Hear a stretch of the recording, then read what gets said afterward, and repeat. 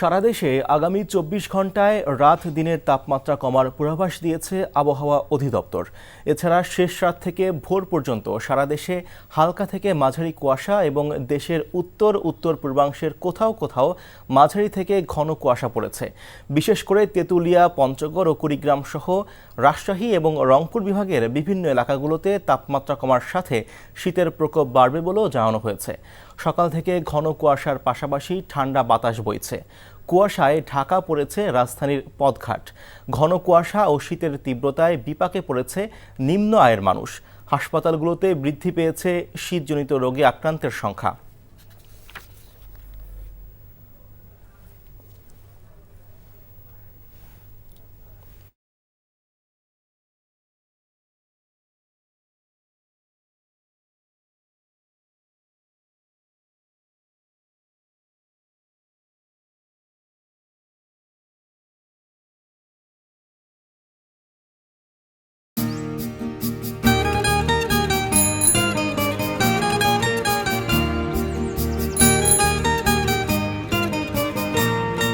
শুনেন, পুরুষ মানুষ তো এভাবে ভয় পেলে চলে না, বুকে সাহস রাখতে হয়।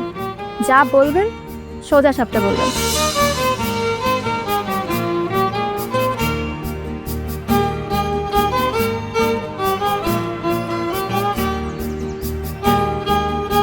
তো এই শীতে যে শীতের কাপড় ছাড়া আসছো, এটা কি ঠিক আছে?